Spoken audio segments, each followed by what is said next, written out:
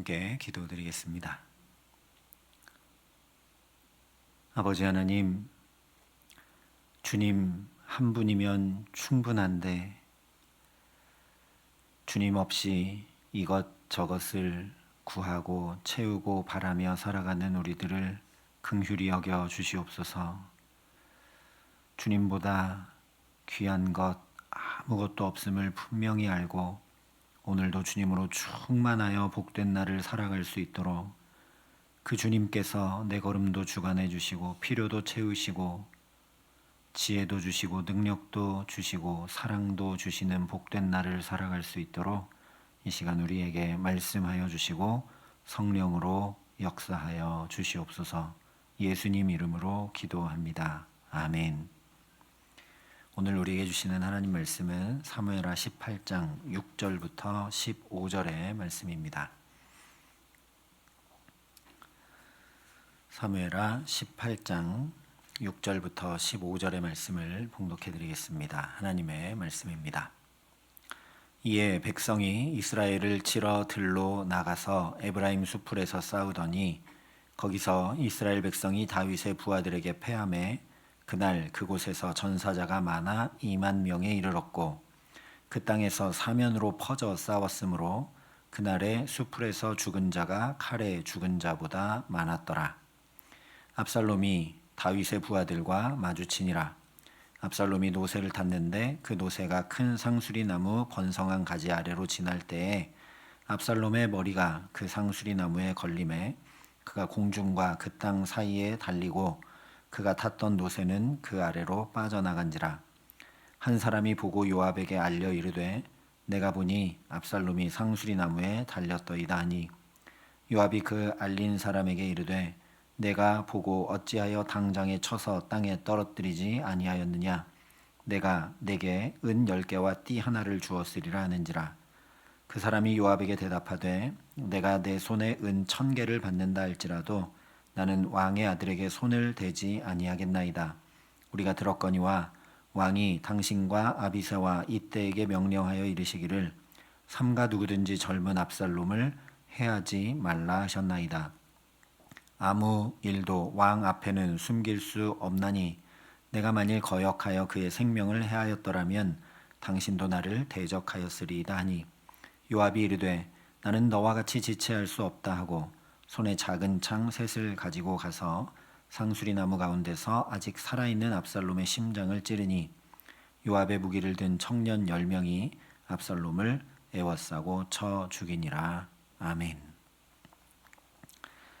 오늘 말씀은 다윗의 군대와 압살롬의 군대가 전면전을 치르게 되고 결국 압살롬이 죽게 된 일을 전해주고 있습니다. 먼저 6절부터 8절 말씀을 보면 다윗의 군대가 적군을 흩어서 자신들의 수적 열세를 보완하고 지형을 유리하게 활용하는 작전으로 승리하고 있다는 것을 알 수가 있습니다. 6절에 얘기하고 있는 것처럼 먼저 들로 나가서 싸우다가 아마도 패한 척 도망하여 수풀로 적군을 유인한 것 같습니다. 그래서 8절에 보면 그 많던 압살롬의 군대가 사면으로 퍼져서 수적 유리함을 전혀 활용하지 못한 채 7절에 기록하는 것처럼 전사자가 2만 명에 이르렀습니다. 베트남 전쟁 때 군사적으로도 수적으로도 우위였던 미군을 숲에서 갑자기 나타나 공격하는 게릴라 작전을 펼쳐서 결국 베트남 군이 승리했던 것과 비슷합니다. 그렇게 각자 흩어져서 힘을 잃은 병사들이 갑자기 수풀에서 나타난 다윗의 군대에게 공격받아 전사했던 것처럼 압살롬도 다윗의 부하들과 마주치게 됐다. 9절에 말씀을 합니다. 왕인 압살롬은 병사들과 다르게 나귀를 타고 있었기 때문에 재빨리 도망쳤지만 그 노새가 큰 상수리나무 번성한 가지 아래로 지날 때에 압살롬의 머리가 그 상수리나무에 걸림에 그가 공중과 그 땅 사이에 달리고 그가 탔던 노새는 그 아래로 빠져나갔다 말씀을 합니다. 이제 도간에 든 쥐가 되고 만 거죠. 그런데 이것을 본 병사가 압살롬을 죽이는 게 아니라 요압에게 가서 보고합니다. 그러자 요압이 그 알린 사람에게 내가 보고 어찌하여 당장에 땅에 쳐서 땅에 떨어뜨리지 아니하였느냐, 내가 내게 은 10개와 띠 하나를 주었으리라 이야기를 합니다. 다윗 시대에 일반 병사들에게 은, 즉 현금만큼이나 탐났던 것이 바로 허리띠였다고 합니다. 고대 이스라엘에서는 직물이 귀했기 때문입니다. 그래서 요압이 포상하겠다고 한 이 띠 하나는 요즘으로 말하면 명품 시계나 핸드백쯤 되었을 것이다 라고 학자들도 얘기합니다. 포상이 은 10개와 이 띠 하나이고, 그리고 무엇보다 전쟁에서 적장을 죽이게 되면 영웅이 되는데, 당장 자기가 돌아가 그러니까 적장 압살롬을 죽이고 그 영광도 그 재물도 차지할 것 같은데 12절에 이 병사가 이렇게 답합니다. 내가 내 손에 은 1000개를 받는다 할지라도 나는 왕의 아들에게 손을 대지 아니하겠나이다. 우리가 들었거니와 왕이 당신과 아비새와 이때에게 명령하여 이르시기를 삼가 누구든지 젊은 압살롬을 해하지 말라 하셨나이다. 은 10개가 아니라 은 1000개를 받는다고 해도 압살롬을 죽이지 않는 첫 번째 이유는 그가 하나님의 기름 부음 받은 왕의 아들이기 때문이라는 겁니다. 하나님께서 기름 부어서 구별하고 세우신 왕만 아니라 그에게 속한 모든 것을 귀히 여기고 구별해야 되기 때문이라고 이 병사가 얘기합니다. 그렇지 않으면, 즉 하나님의 이름이 있는 모든 것을 구별하여 거룩히 하지 않으면 레위기에 말씀한 대로 죽음뿐임을 이 병사가 잘 알고 있었다는 얘기죠. 두 번째 이유는 다윗의 명령 때문이라는 겁니다. 전쟁에 나올 때 다윗 왕이 요압과 아비새와 이때에게만 나를 위하여 젊은 압살롬을 너그러이 대우하라 명령 내린 것이 아니라 그것을 모두가 들을 수 있도록, 즉 전체 군사들에게 내렸던 명령이니까 왕명을 어기지 못한다는 거죠. 세 번째 이유는 13절에 보면 아무 일도 왕 앞에는 숨길 수 없나니 내가 만일 거역하여 그의 생명을 해하였더라면 당신도 나를 대적하였으리이다 얘기합니다. 원문 그대로 하면 왕의 명령을 어겨 행하면 그건 제 목숨을 거는 일입니다. 당신도 나와 거리를 둘 것입니다 라는 의미입니다. 만약에 이 병사가 압살롬을 죽였다면 결국 누가 죽였는지 왕 앞에 다 드러날 수밖에 없고 그 책임으로 인해 죽게 될 것이 뻔한데, 그것에 대해서 요압 당신도 나를 변호해 주지 않을 거고 또 변호해 줄 수도 없기 때문에 나는 압살롬을 죽일 수 없다 얘기합니다. 그런데 이 얘기를 들은 요압은 이 병사와 달리 14절 15절에 이렇게 얘기합니다. 나는 너와 같이 지체할 수 없다 하고 손에 작은 창셋을 가지고 가서 상수리나무 가운데서 아직 살아있는 압살롬의 심장을 찌르니 요압의 무기를 든 청년 10명이 압살롬을 에워싸고 죽이니라. 보고한 부하처럼 자기가 이 상수리나무에 매달려 있는 압살롬을 직접 본 것도 아닌데 소식만 듣고서도 뭐라고 하냐면 나는 너처럼 지체할 수 없다 하면서 압살롬을 치러 나갑니다. 사실 요압도 다윗의 명령을 잘 알고 있었고 왕의 아들인 압살롬을 치는 것 매우 부담이었습니다. 그래서 우리 성경에는 손에 작은 창 셋을 가지고 압살롬의 심장을 찔렀다고 돼 있지만 원문에는 그냥 3개의 막대기를 가지고 찔렀다 이렇게 되어 있습니다. 물론 막대기라고 해도 강한 힘으로 찌르면 몸에 박힐 수 있죠.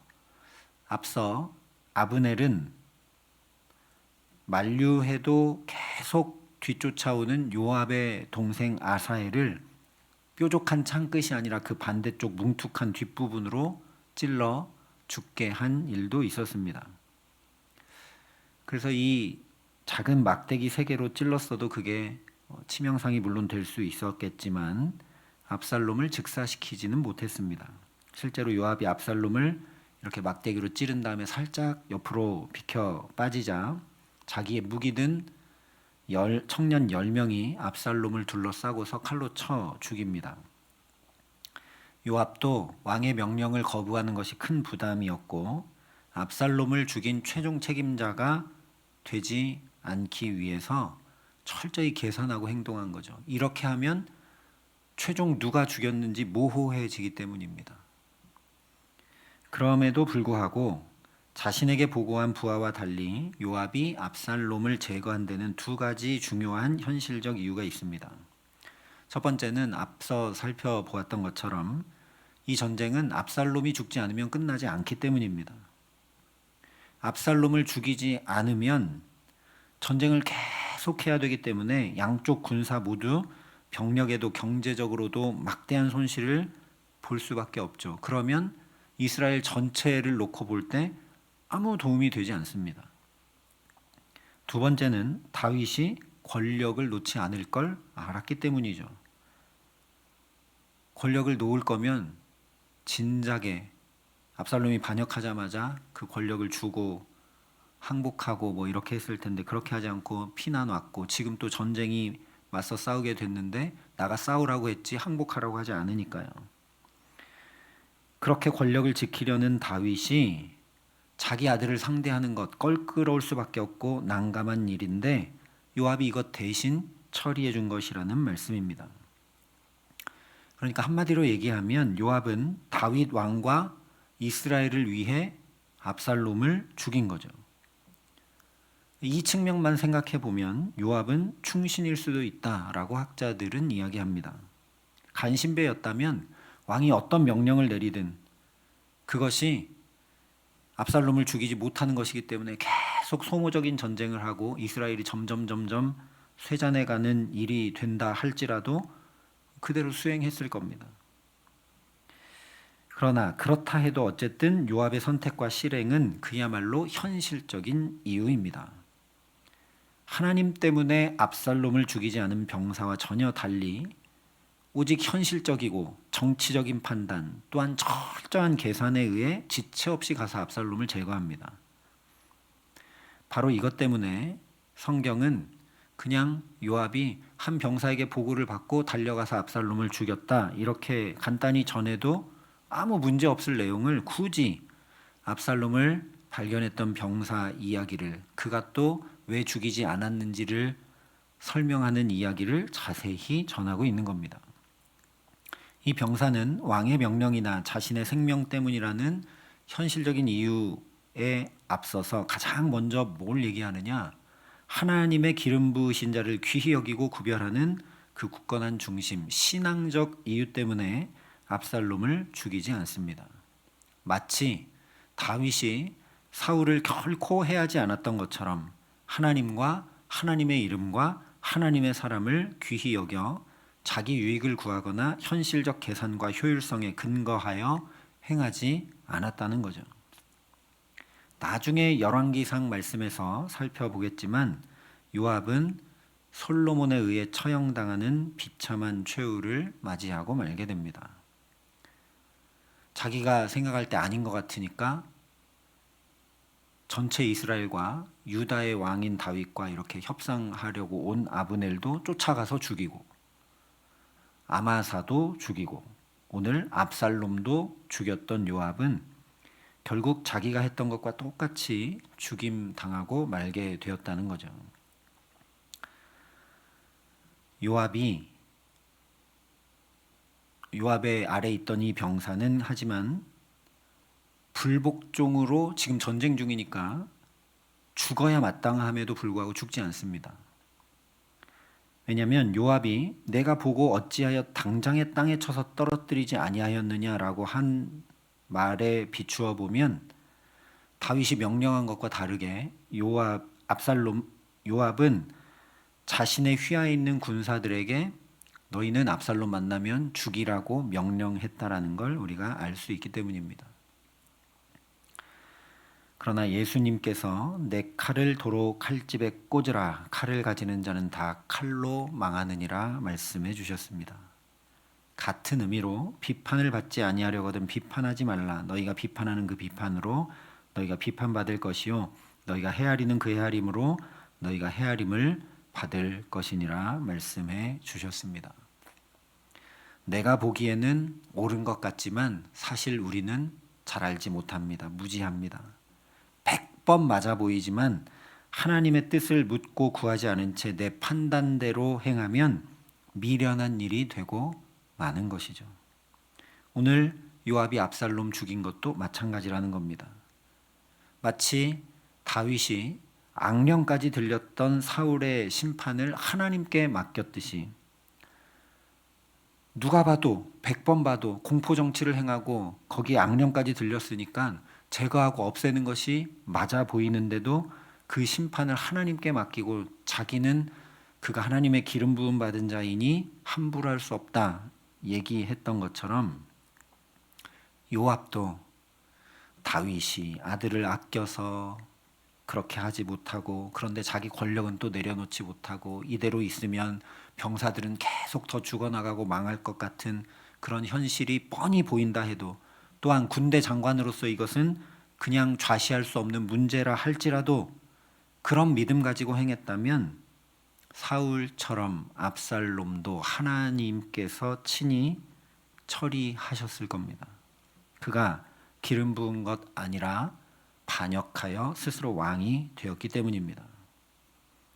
그러니 오늘 말씀에 비추어서 우리도 나의 판단과 헤아림대로가 아니라 주님께 구하고 주님 말씀 기준 삼아 선택하고 결정하여 행함으로 살아갈 수 있기를 바랍니다. 아닌 것 같은데, 내가 볼 때 이거 맞는 것 같은데, 누가 봐도 이거 맞는 것 같은데, 그래도 또 하나님 앞에 서고 또 하나님의 말씀에 비추어서 효율이나 능률을 따라가지 않고 인간적 판단을 따르지 않고 하나님 앞에 행할 수 있는 우리 모두가 될 수 있기를 바랍니다.